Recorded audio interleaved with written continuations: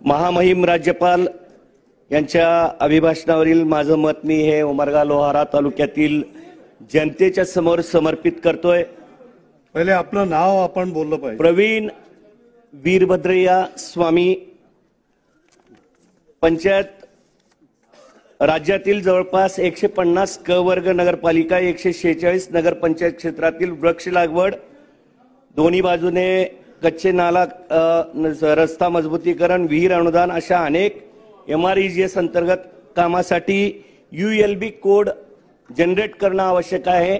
गेली अनेक वर्ष यासाठी निधी थांबवलेला आहे आणि या कामासाठी 25% खर्च नगरपालिकांनी करावा असं त्या ठिकाणी नमूद करण्यात आलेलं आहे। ही अट कमी करून ही टक्केवारी कमी करावी किंवा पूर्ण खर्च शासनाने उचलावा।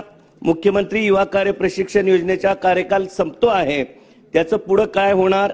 त्या सर्व प्रशिक्षणार्थी यांना मुदतवाढ दिली जावी, त्यांना कायमस्वरूपी शासकीय सेवेमध्ये सामावून घेता येईल का याचा सहानुभूतीपूर्वक विचार करावा।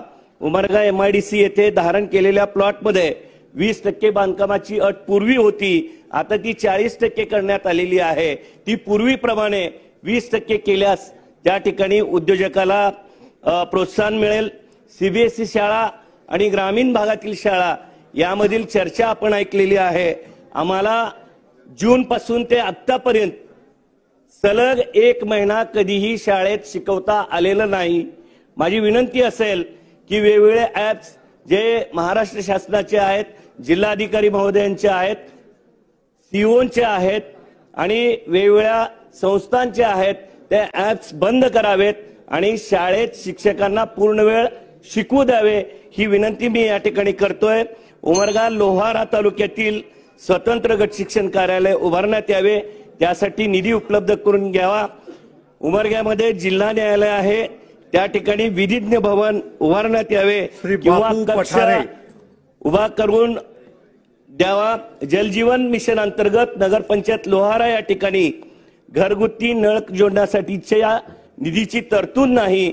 माझी विनंती आहे की यासाठी आपण योग्य ती तरतूद करावी। राज्यपालांच्या अभिभाषणावर चर्चा करत असताना मला सांगावंसं वाटतं,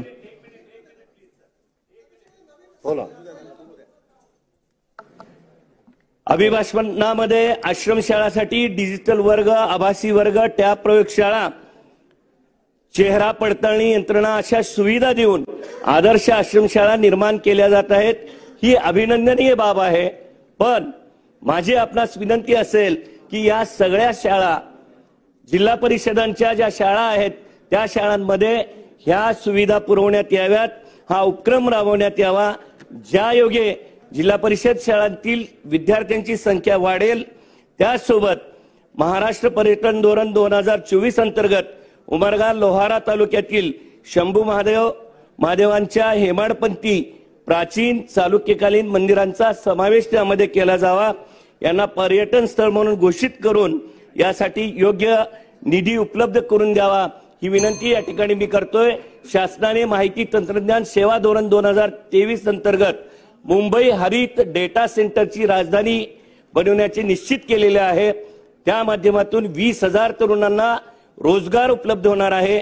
असे हरित डेटा सेंटर पार्क राज्यात प्रादेशिक विभागवार निर्माण करावेत, ज्यामुळे लाखो रोजगार निर्माण होतील आणि जुनी पेन्शन योजना सर्व शिक्षकांसाठी सरसकट लागू करावी। मला बोलण्यासाठी राज्यपालांच्या